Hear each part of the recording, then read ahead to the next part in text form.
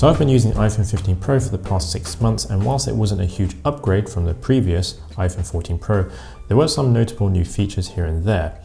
But what has it been like using those new features now that 6 months have passed? Was it worth all the hype? And also, how's the battery life and health been like? Because it seems that on the internet, people are getting a lot of mixed experiences with battery health. So currently my battery health is 100% maximum capacity and 85 cycles after 6 months use. Now I do have the charge limit setting to 80% only rather than having the optimized battery setting. And this was sort of a personal experiment when I first set this up 6 months ago, just to see if it does help with battery health. And so far it seems to be paying off. Now when I initially found this 80% charge limit setting, I thought to myself, why on earth would you want to only charge up to 80%? Or why does this setting even exist? Well, after a bit of research, I came across 2 articles, and feel free to have a read of them yourselves. I'll put a link in the description down below. But the short takeaway is that the longevity of lithium batteries don't last very long if they're charged from, say, almost empty to 100% repeatedly because of the high voltage and heat. Whereas if you're charging from 20 or 30% to 80%, which is a sweet spot by the way, so not completely full, it causes less strain on the battery in the long run. One way to think of it is that if you're sprinting really fast, you're going to get really tired really quickly and you won't cover that much distance. Whereas if you jog at a steady and slower pace, you can cover more distance without getting too tired. And this is sort of how batteries work. That means you have to charge it more often, right? And in some cases you will, depending on how much you use your phone in any particular day. If you're browsing social media, watching videos, listening to podcasts, it's going to drain the battery much quicker because technically you're sacrificing that extra 20%. And wouldn't that make your battery worse by charging it multiple times a day versus once a day?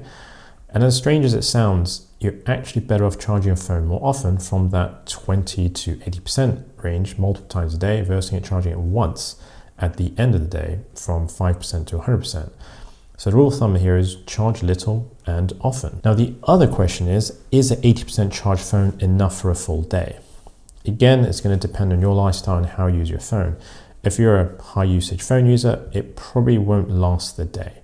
I average 2 to 3 hours of screen time a day and it'll just be enough for me to last the day. Other times I'll have to charge it midday, but because I work from home or the office, I'll be close to a charger. Other cases when I'm out and about, that's where I most likely need to carry a battery bank with me. Now, whether you should use this setting or not, it's entirely up to you. It can be a little bit inconvenient to have to charge your phone a few times a day, but if you prefer longer battery life during the day, then use the optimized battery charge setting.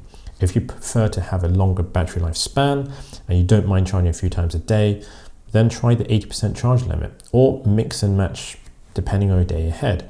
I've actually created an iOS shortcut which takes you directly to the battery setting so that you can switch between the 2 modes.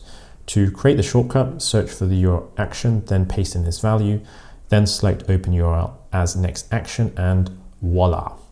Ideally, I wanted a shortcut that could take you to the setting directly to either 80% or optimized, but unfortunately iOS doesn't currently support this yet, so this is the next best thing.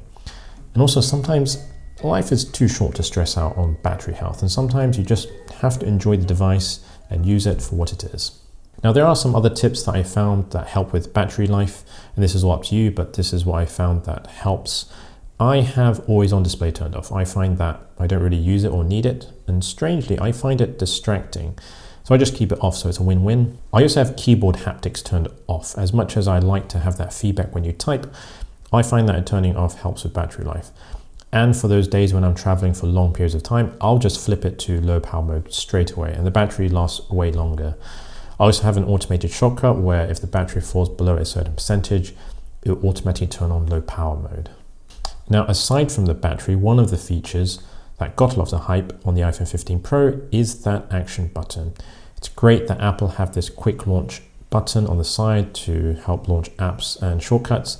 But over time, I find myself not really using it. I think the main problem is that since this was a mute button ever since the first iPhone was launched, over the years, my mind has been trained to ignore this button, and now it's been repurposed for a more useful button. It's quite difficult to retrain the button and say, hey, you've got a button you can use. And also it's in a position where it's not the most easiest to reach. Now, the other feature I am grateful for is the USB-C port.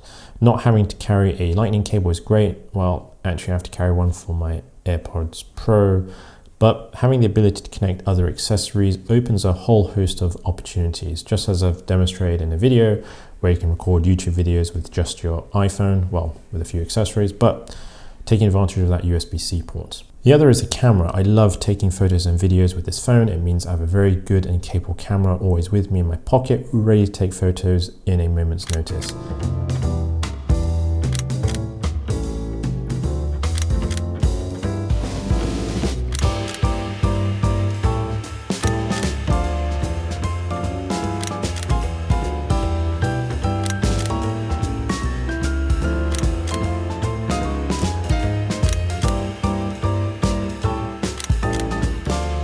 And also having the ability to adjust the depth of field on a photo is a nice feature to have. And I know I've mentioned this in my video comparison with the Sony ZV-E10, but this does really take really good photos with very little effort.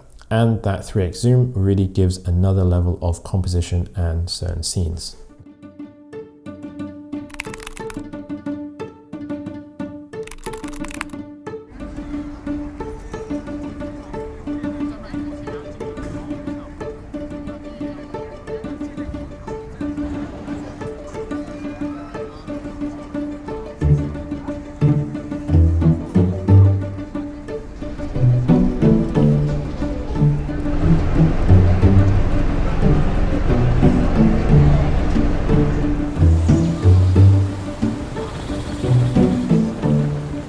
I also love the titanium finish on the 15 Pro. It's not too fingerprinty on the back or the sides, and there's something about it that makes it special.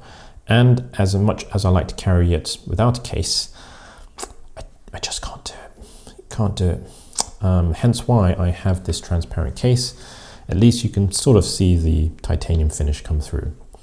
Overall thoughts, I'm happy with the iPhone 15 Pro. It's got a great camera. Battery so far has been decent, and the health so far hasn't degraded much for me. I know everyone's experiences is going to be different in how you use your phone and how you charge it.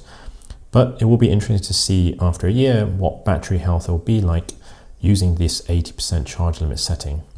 Let me know in the comments below what your battery health is and whether it's an iPhone 15, a Pro or Pro Max, or whatever phone you have. And I'll see you on the next one.